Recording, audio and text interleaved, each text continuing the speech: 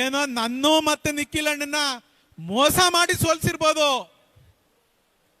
ಇವತ್ತು ಚುನಾವಣೆ ನಡೆದ್ರು ಜನ ನಮ್ಮ ವಿಧಾನಸೌಧಕ್ಕೆ ಕಳ್ಸೋದ್ರಲ್ಲಿ ಎರಡೊಂದು ಮಾತಿಲ್ಲ ಅನ್ನೋದನ್ನ ಜನ ಮಾತಾಡ್ತಾವ್ರೆ.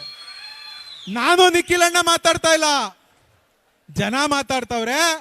ಇವತ್ತೇ ಚುನಾವಣೆ ಆದ್ರೂ ನೀವಿಬ್ರು ಮತ್ತೆ ಆಯ್ಕೆ ಆಗಿ ಈ ವಿಧಾನಸೌಧಕ್ಕೆ ನಮ್ಮ ಜಿಲ್ಲೆಯಿಂದ ಹೋಗೋದ್ರಲ್ಲಿ ಅನುಮಾನನೇ ಇಲ್ಲ.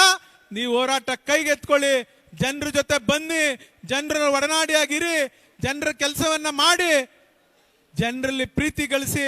ನಿಮ್ಮ ಮುಂದಿನ ಚುನಾವಣೆ ನೀವು ಯಾರ ಹತ್ರನೂ ಹೋಗಂಗಿಲ್ಲ. ಜನ ಉಚ್ಚೆದ್ದು ನಿಮಗೆ ಮತ ನೀಡ್ತಾರೆ, ಮತ್ತೆ ಮೋಸಕ್ಕೆ ಒಳಗಾಗಲ್ಲ ಈ ಜಿಲ್ಲೆ ಜನ ಅಂತೇಳಿ ಒಂದು ಸ್ಪಷ್ಟ ಸಂದೇಶವನ್ನ ಇವತ್ತು ಜನ ಕೊಡ್ತಾ ಇದ್ದಾರೆ. ಇವತ್ತು ರಾಮನಗರದಲ್ಲಿ ಪ್ರಾರಂಭ ಮಾಡಿ ಸಂಜೆ ಕನಕಪುರದಲ್ಲಿ ಮುಗಿಸಿ ಮಾಗಡಿಲೂ ಕೂಡ ಒಂದು ವಿಶೇಷವಾಗಿ ಇಡೀ ನಮ್ಮ ಜಿಲ್ಲೆಯ ಜನರನ್ನ ಸೇರಿಸಿ, ನಮ್ಮ ವಿಧಾನಸಭಾ ಕ್ಷೇತ್ರದ ಜನರನ್ನ ಸೇರಿಸಿ ಒಂದು ದೊಡ್ಡ ಸಮಾವೇಶವನ್ನ ಮಾಡಿ ಅಲ್ಲೂ ಕೂಡ ಅಭಿಯಾನವನ್ನ ಮಾಡಿ ಒಂದು ಸ್ಪಷ್ಟ ಸಂದೇಶ, ಈ ಜಿಲ್ಲೆಯಲ್ಲಿ ಜನತಾದಳವನ್ನ ಯಾರು ಕೂಡ ಅಲುಗಾಡಿಸ್ಲಿಕ್ಕೆ ಸಾಧ್ಯ ಇಲ್ಲ ಅನ್ನೋದನ್ನ ಜನರಿಂದನೇ ಕೊಡಿಸ್ಬೇಕು ಅಂತೇಳಿ ನಾವು ತೀರ್ಮಾನ ಮಾಡಿದ್ವಿ.